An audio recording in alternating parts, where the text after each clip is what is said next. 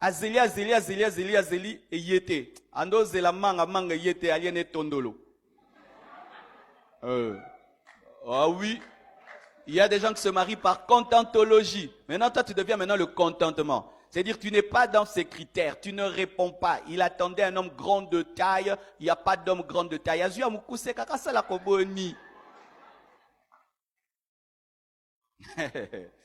Dis à ton voisin, ne sois pas un pneu de réserve. Dis à ta sœur qui est à côté de toi, ne sois pas un pneu de réserve. Il y a des gens comme ça. Vous voyez le pneu de réserve, comment il est? Il y a certaines voitures, ah non, ils sont méchants, hein. Il y a certaines voitures, il y a quand même des bons pneus de réserve. Lorsque tu remplaces, c'est presque pareil. Mais il y a des voitures, le pneu de réserve est tout petit, couette, jaune. Tu vois vraiment que la voiture marche comme ça. Mais ça roule, mais ça ne roule pas bien. C'est comme si tu te maries, mais tu n'es pas bien marié. Mais si tu prends le même pneu de réserve, tu mets une autre voiture, ça va. Que personne ne se marie à toi parce qu'il a trop attendu. C'est pourquoi faites très attention aux personnes qui sont fatiguées d'attendre. Hein? Quelqu'un qui a attendu, et puis il trouve que l'âge avance et se marie. Tu dois être sûr qu'il t'aime. Peut-être que tu ne réponds même pas à ses critères, mais âge. Alors toi, tu entres de tout ton cœur. Mais pour lui, c'est se contente.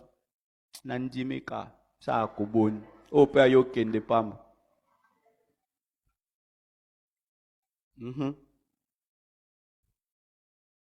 Tu aimes. C'est très bien. Est-ce qu'on t'aime? Est-ce qu'on t'aime? Toi, tu appelles 10 fois par jour. L'autre appelle une fois. C'est déjà un signe, t'aime pas. C'est toujours toi qui appelles.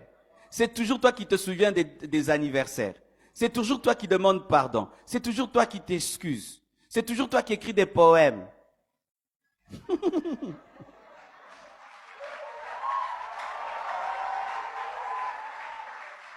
C'est toujours toi.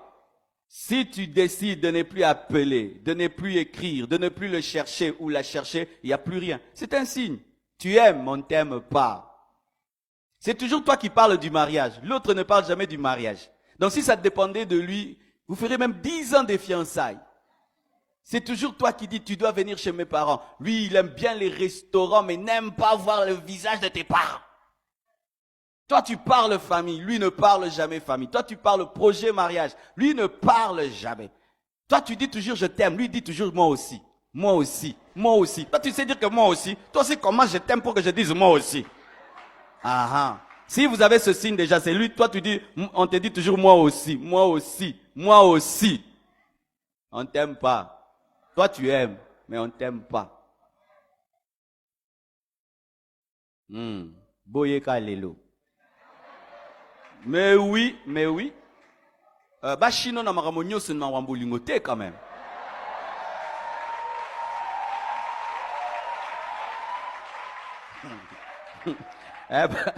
Tina bolingo ba chino.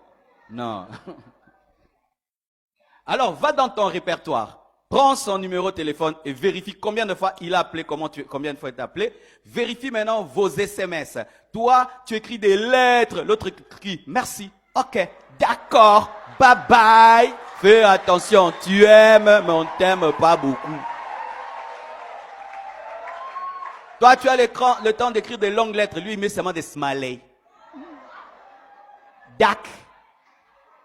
Il n'a même pas le temps d'écrire même une seule lettre, phrase. Mais toi, tu écris des épîtres. Toi, tu écris les psaumes, lui, te répond par Jude.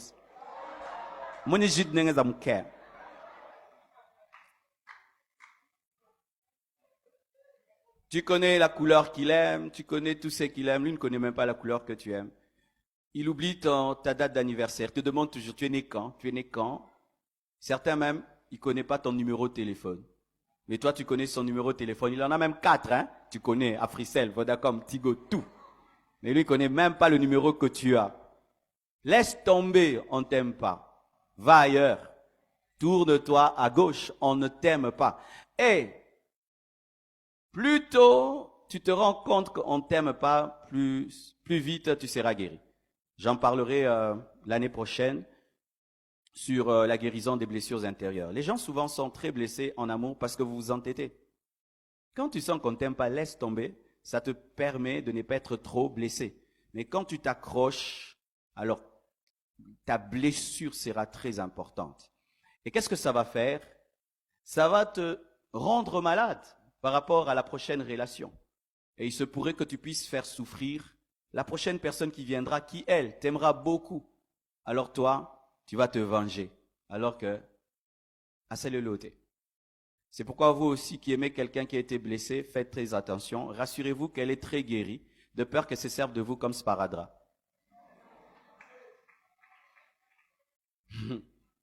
Tu vois, le sparadrap, quand tu es blessé, tu le mets. Après la cicatrisation, tu jettes. Et les personnes qui viennent d'une rupture où elles ont beaucoup aimé, faites très attention à ces personnes-là. Souvent, elles n'aiment pas beaucoup. Elle peut t'aimer pour se venger.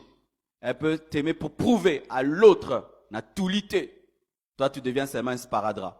Tu penses qu'on t'aime alors qu'il est seulement, il t'instrumentalise pour démontrer à son ex qu'on peut aussi m'aimer, mais il ne t'aime pas. Il faut aimer. 2, il faut être aimé. Alors, si tu aimes, c'est bien. Si tu es aimé aussi, c'est très bien. 3e principe. Nous sommes spirituels, nous sommes des chrétiens. Ce qui fait que dans tout ce que nous faisons, nous parlons de Dieu. Il n'y a pas un seul domaine dans la vie du chrétien qui échappe à Dieu. La Bible dit, recommande ton sort à l'Éternel, mets en lui ta confiance, il agira. Et lorsqu'on parle du sort, c'est tous les domaines de ta vie, toute ta destinée. Rien n'échappe à Dieu. Les chrétiens font des mauvais choix lorsqu'ils pensent que Dieu est trop spirituel pour s'occuper du mariage. Alors que c'est Dieu qui a institué le mariage. Mais toi, tu veux entrer dans le mariage sans le Dieu qui institue le mariage. C'est terrible. Hein? C'est comme si tu veux d'une Mercedes, mais tu ne veux pas des Allemands. Alléluia. Tu veux de la Mercedes, mais tu n'as pas besoin des Allemands. Tu veux du mariage, mais tu n'as pas besoin de Dieu. Et de plus en plus, l'homme moderne ne veut pas de Dieu dans le mariage. Même s'il est chrétien. Quand il veut se marier, maintenant il commence à regarder la télé, comment il va faire son mariage à la hollywoodienne. Il regarde la famille Kardashian, il regarde ETV, il veut faire le mariage à la ETV. Mais il est chrétien. Bien-aimés frères et sœurs, s'il y a un domaine dans lequel tu as besoin de Dieu, c'est le mariage. Je vous assure. Sans Dieu, en 2017, 2018, tu n'as pas Dieu. Tu vas avec ta propre force. Tu vas tomber. Tu vas tomber.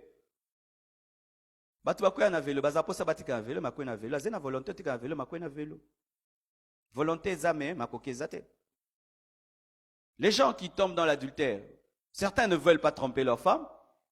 Il ne veut pas tromper sa femme, mais il tombe. Quand tu pêches, est-ce que tu veux toujours? Tu es séduit. Tu sens une pression plus forte que toi.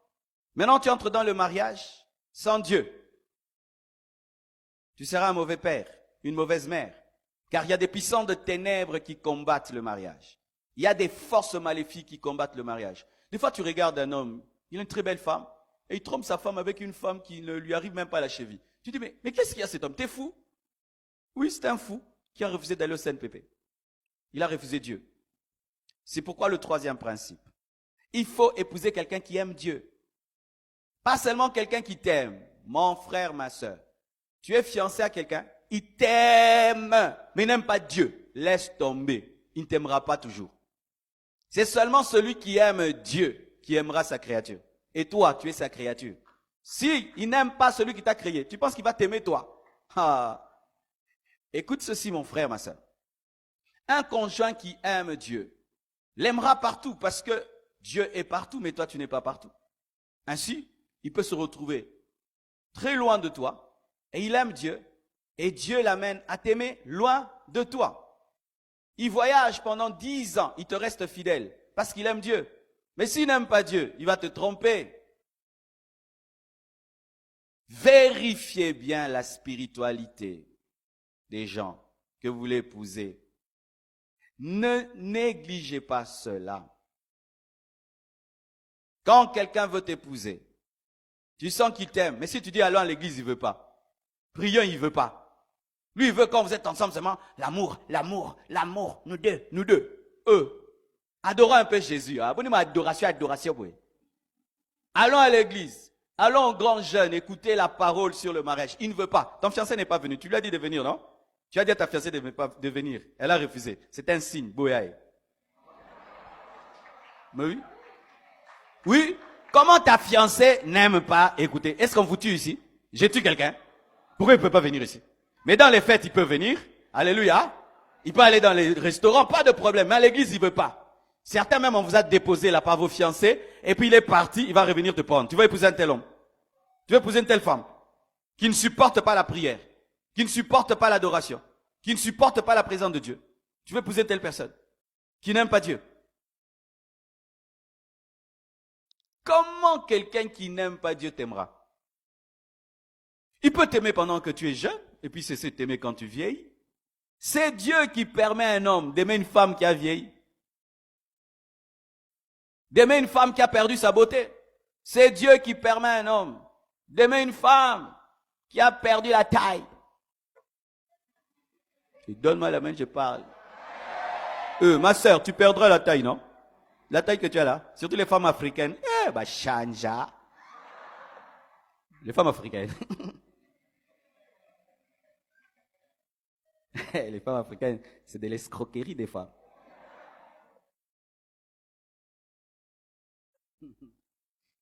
C'est seulement ma sœur, un homme qui aime Dieu, qui t'aimera malgré que tu as perdu la taille, que tu as perdu ta beauté.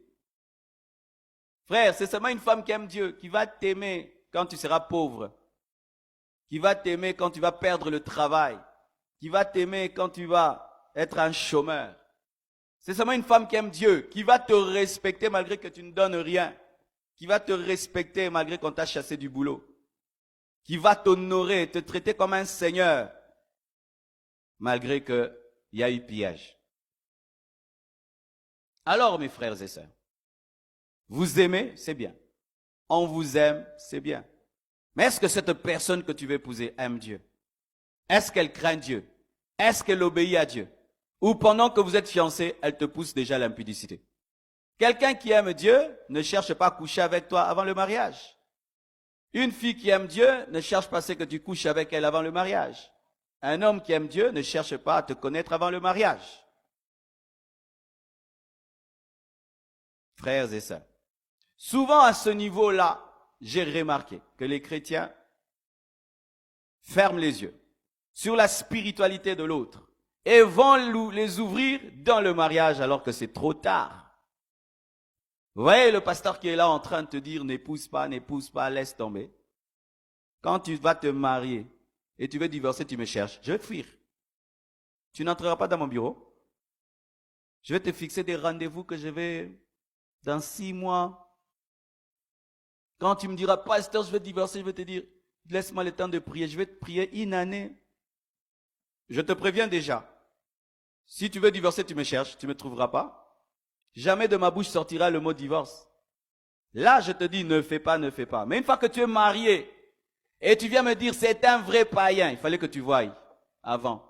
C'est un démon, il fallait voir les démons là avant.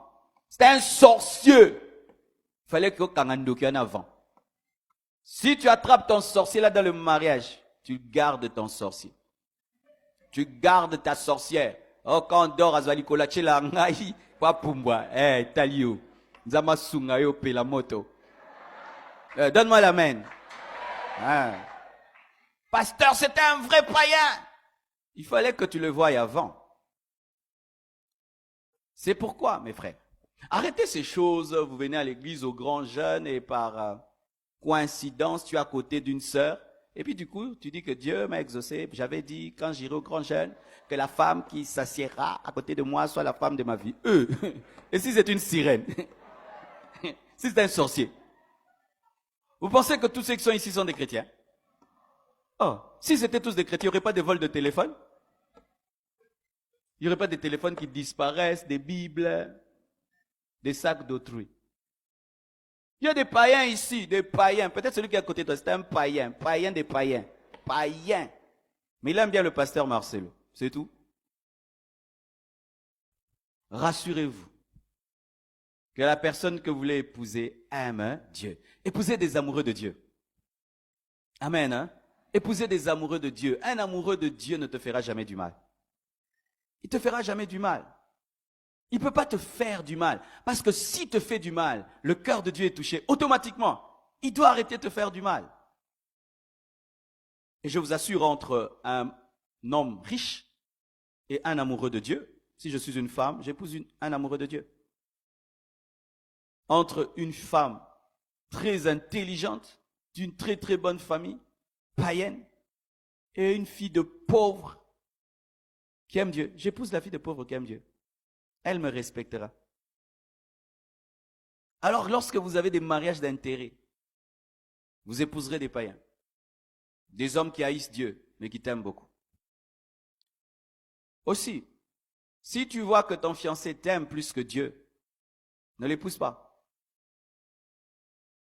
Il doit aimer Dieu plus que toi. Pourquoi? S'il aime Dieu plus que toi, quand tu veux le faire tomber, il va te dire non. Amen. Parce que son intimité, sa communion avec Dieu est plus importante que toi. Mais si tu vois, il peut te donner 3 heures du temps, mais il ne prie pas.